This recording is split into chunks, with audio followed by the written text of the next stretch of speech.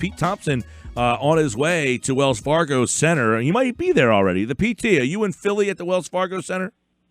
I am en route. Last week I talked to you from the Cadillac Grill, and I could barely hear you, and the beverages were being served, and this week I've got my own driver.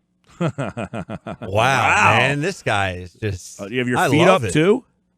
I mean, it's Michael. It's my girlfriend's son, but I made him drive so that I could give you my full attention. I like it. Well, before we jump into some other things, let's talk about the trade deadline and what happened yesterday.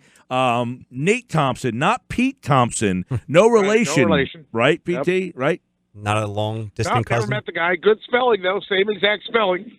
All right, so it's not a relation to Pete Thompson, but they added 2 players yesterday, both veteran forwards, depth kind of guys. I heard Chuck Fletcher say that he owed it to the team, and he also, I thought this was the key, he also owed it to not switch anybody's roles. And I thought that was a great message of, you guys have gotten to this point by doing what we've asked you to do, and I'm not going to demote anybody, I'm not moving anybody, but these guys are just going to come in and tweak some things and help us. So did they do enough for your liking, Grant and Thompson, for the stretch run? Yeah, and that's exactly right. He did say that. Now, the one guy that might be a little bit hurt is Joel Farabee. He did get sent down, and by the way, today is Joel Farabee's 20th birthday, so his birthday present, hey, happy birthday, we're sending you to Lehigh Valley.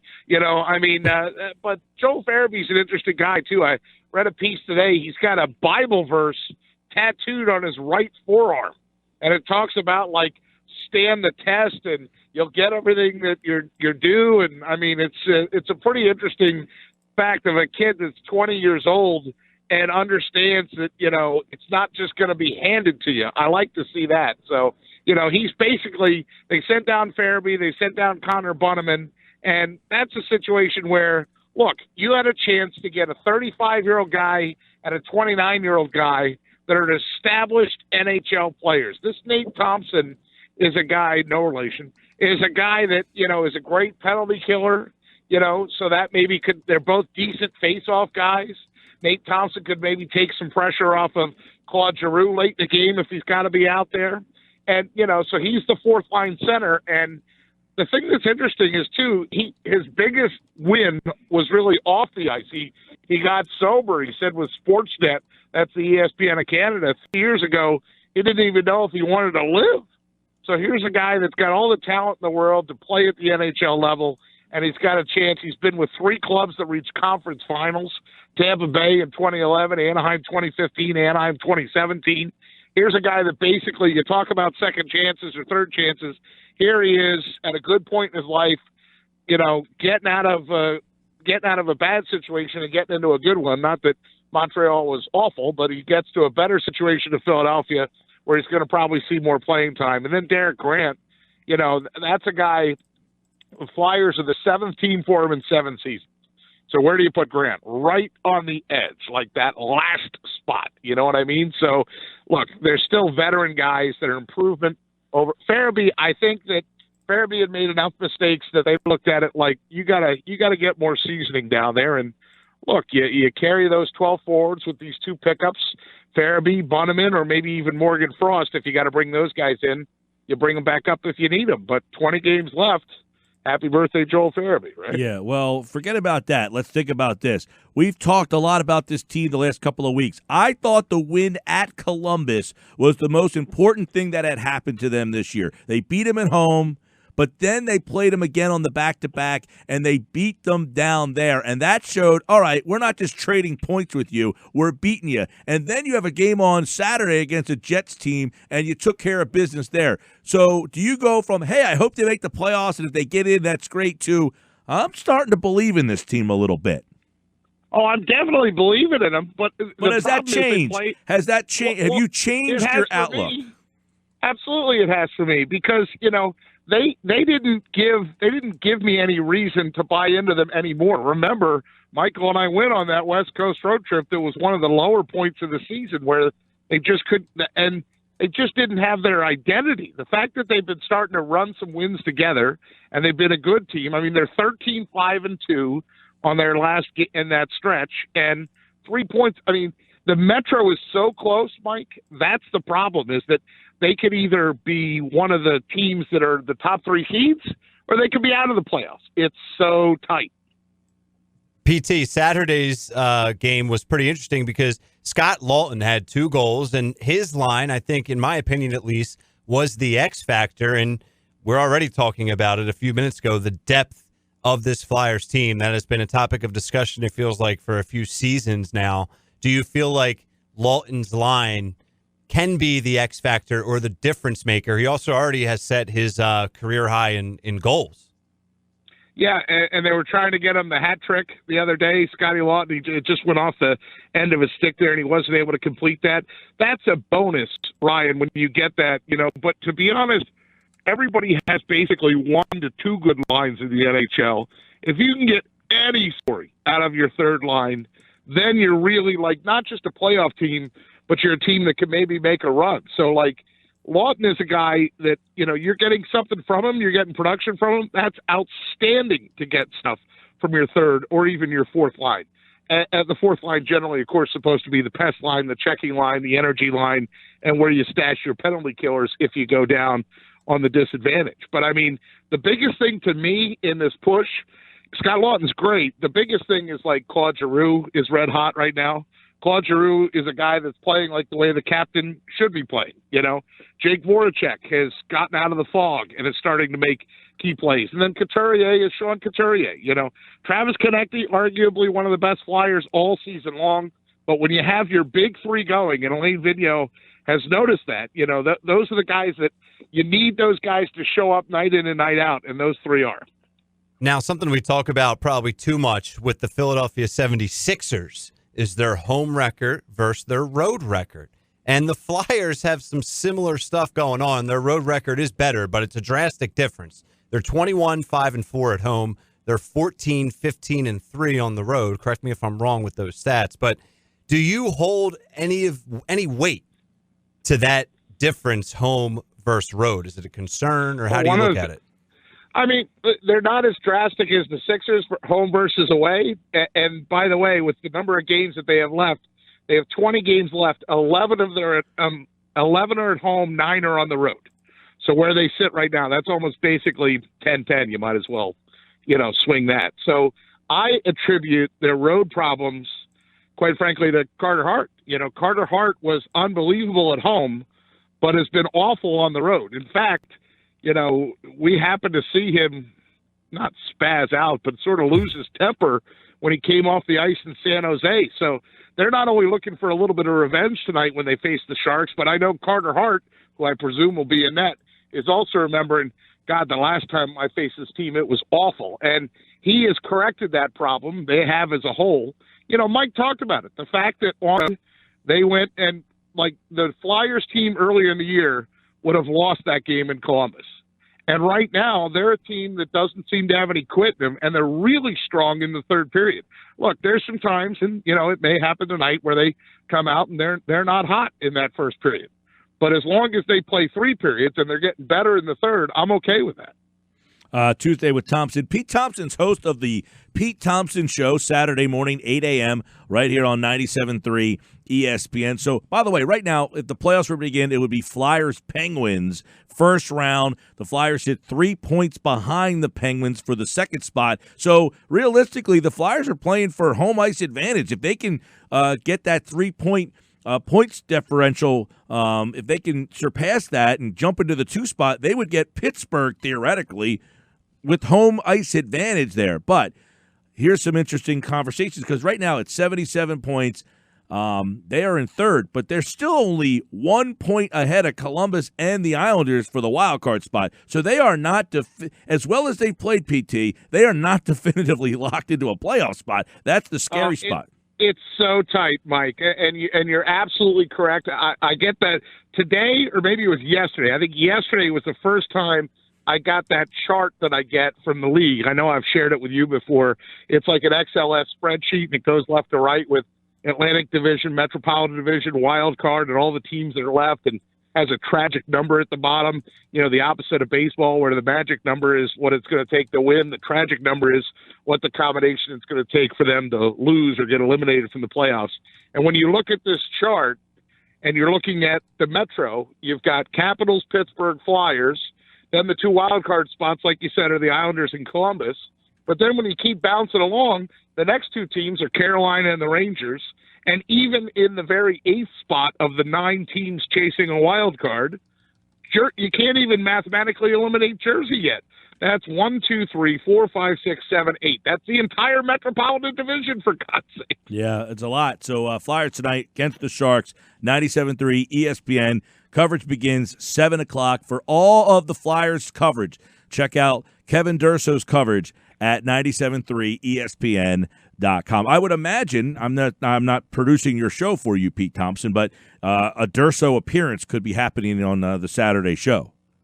100%. I've even got them mapped out for where we're going to slide them in. Yeah, see, I could be a good producer, PT. I could produce the show for the PT.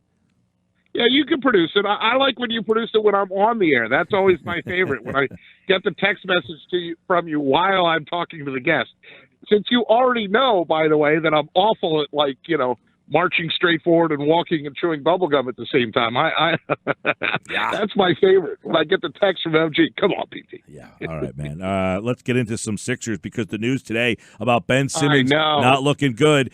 Going to be reevaluated in 2 weeks, but you know as well as I do, as the 2-week time frame from the Sixers is like PT saying, yeah, I'll be there on Saturday. It's not happening. No. It's more like the PT saying, I'll be there in 15 minutes. Although Ryan and I are kind of going neck and neck for whose time interpretations are looser. I'm on my way. Are you really? Do you have your wallet?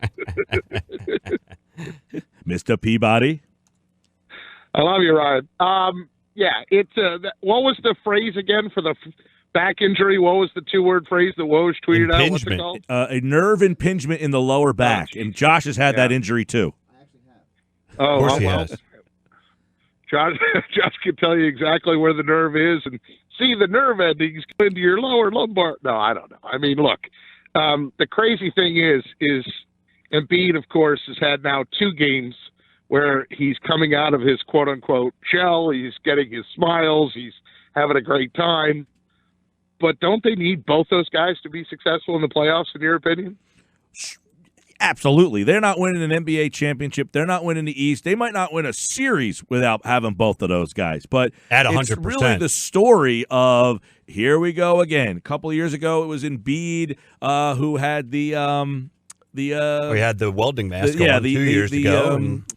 The orbital bone injury, right? And then last year, again, with Embiid getting hurt late in the year, and now this time around it's Ben Simmons. And he had the poops, too. Yeah, when he got back, he was like you, PT, sitting on the toilet the whole time. Yeah.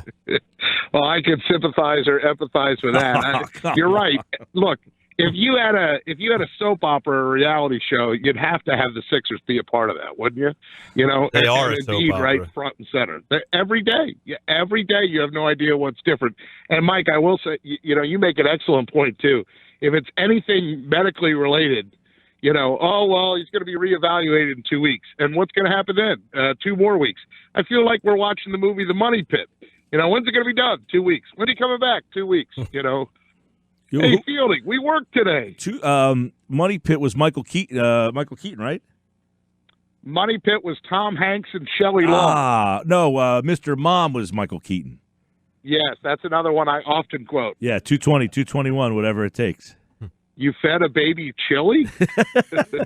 Which put him on the toilet like Joel Embiid. See, we're full circle there here. It is. All right. Sports Very good. I knew we could bring it together. Yeah, man. Pete Thompson, your level of confidence in Jake Arrieta, Vince Velasquez, Nick Pivetta, that trio who have all pitched so far in spring training. 2 have pitched. One has pitched okay, Velasquez. Arrieta apparently did not pitch great today, and Pivetta did not pitch well on Saturday. Now, hopefully nobody from – oh, no, wait, I have 4th period off. It's prep. I'm prepping for the next day. No, I used my NBC Sports Philadelphia stuff to put the Phillies game up on the big board since I didn't have any students. And I watched Arrieta today. And 3 runs and 2 innings today. Earlier. Yes. As much as it's exciting that Arrieta was back on the mound and actually throwing, he did not look like the Jake Arrieta of old. And I mean, it's one outing. You're supposed to celebrate the fact that he didn't really contribute the way you'd want to see him. What's my level of confidence in those three guys? I sure like Aaron Nola. I sure like JT Realmuto throwing somebody out. No problem. He threw the ball so hard his mask went in front of his eyes. You didn't even see the guy get tagged out. I like stuff like that. I like, hey, Zach Wheeler, here we come. I like, those are names I like. Am I confident in any of the other names you said? I mean, I thought Frank hit the nail on the head too. Every year it's like, okay, this will be the year that we're going to see the real Pivetta. Bupkis. Not happening. Now the PT, what do you make of the Phillie Phanatic story? Now, the creators of it say the changes you made, no, that's a slap in our face. It's I've been following this with great interest, okay, because the PT wants to lose some weight, and the Phanatic did lose some weight. The PT doesn't want my rump to be any larger or me to have a bright blue tip on the end of it, but it was such a blatant, we're going to make these little minor tweaks, and that will get us out of the doghouse with copyright infringement. And, it's interesting because that's one of the units that I actually teach is about copyright infringement. And remember when Vanilla Ice was stupid enough to think I only took a couple notes, dum, dum, dum, dum, dum, dum. Queen lawsuit, you're done. Give us your royalties. I mean, there's no degree of it's only slightly stealing, right? So I actually think that the creators, and there are people that are well, what are they fighting for? Just pay them the money. I mean, you're talking about probably billions that they're asking for since the Phillies, and the Phanatic blew up and how much money they make. Because those creators tried to get MLB involved, and MLB wanted no part of it. I mean, you can get bored with the legal jargon, but bottom line is they're trying to tweak them to avoid that 35-year-old copyright deal, and that expires on June 15th, and I don't think these creators are going away. Doesn't seem like it, but I don't know. We talked a lot about this earlier in the show. There's a Hooters, correct? Yeah. What was the name of the other place, though? The Wing House. Oh, okay. All right. As God is my witness, when I get to Clearwater with you, and that will happen at some point in time, we're going to go to both, and we're going to compare. I don't need to compare. I can tell you right now, it's the same joint. they're identical. They're the same place. You didn't let me finish the sentence. I wasn't comparing the food. Yeah, well, I figured that. You've already been to a Hooters, so you don't need to go and check out what that decor looks like. Just go to the Wing House and say, when you walk in, you would say, this is a Hooters. But pretty much. Hooters sued the Wing House and lost $1.2 million for a frivolous lawsuit. Crazy. But that sounds like a Florida thing where lawyers and sharks and, coral and all that are prevalent. Well, you don't think that's going to happen with the Phillies against this creator?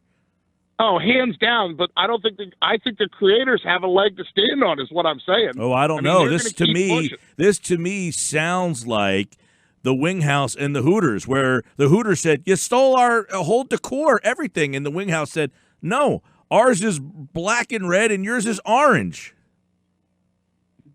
Well, good luck with that. Did you see the hashtag? No, what is it? Over the weekend, the hashtag, because when the Phillies even put out that they were going to change the Phanatic at all, people started getting mad. So they started putting out hashtag not my Phanatic, just like in 2016 when the guy in the Oval Office got elected and they said, not my president. Hashtag not my Phanatic. I'm telling you what, just thank God for Broads' line, where you get to hear the reaction. This Twitter is a wonderful and hilarious place. Did you see all the fake tweets yesterday about all the moves the Flyers made? Yeah. People were falling for them? Yeah, I saw Gossesbear got traded to Nashville. Ghost accounts talking about ghosts. 7 times, I mean, for Chuck Fletcher to sit at a press conference table and say, I'm not on social media much, but it seems like I'm trading this guy every hour, that means that he was told, hey, guess what? A couple of these places really screwed up. Yeah, well, that whole story. Don't get duped. NHL Flyers. Yeah, not With two S's. S's. Not two S's It's on not it. their official account.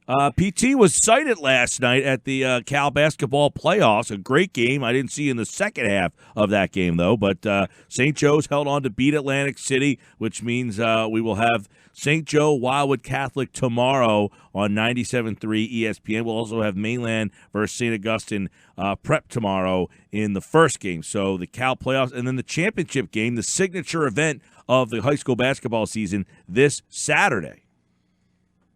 Yeah, I was there for the early game too a little bit. In fact, I was so into your interview with Kevin Durso yesterday at 5 o'clock or 5 to 5:15 or whatever that the game started at 5, but I didn't go until 5:15, and I probably could have turned around and walked back out again. And AC was just taking it to ACIT. They were out of the game by the time I walked in. It was basically already over. And then I wore my red Phillies shirt, forgetting that, and I used to do this all the time with TV 40, don't wear a shirt that might signify you're favoring one team or the other. And all the St. Joe people were like, oh, great, he's wearing red. No, neutral. Yeah, so see, I came prepared last night, PT. I had a blue 3/4 zip over top of a red polo. So I had them both covered. And a good seat. You were right there courtside. I had a good seat last night. Tell the truth, Mike Gill. Did you really notice that I left? Or when I texted you this morning and said that I left at halftime, is that when you knew? No, I knew right away. I said to PT, I said to Frankel, PT, bowl it. You felt a void in the presence? A void in the force? Well, you were sitting right over my shoulder. I like the last night. You're breathing on his neck. Yeah, right. I like last night. I walk into the place. Okay, now I've done hundreds of games at Atlantic High. Okay? I am your father. So I know where the broadcast location is, and PT acts like he's got to be PT, right? He says so.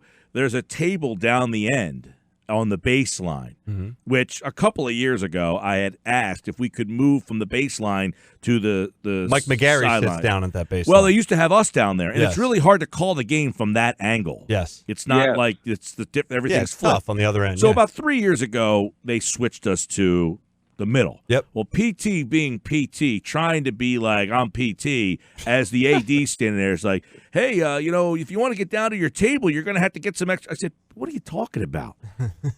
What do he just couldn't help himself. He just couldn't help himself. Here's the rest of the story, Ryan. Bill walks away, and the AD looks at me, and I look at him, and I said, for the years that I worked with Mike Gill, the closest, if I got paid $1 every time I got that look, I'd be a really rich man.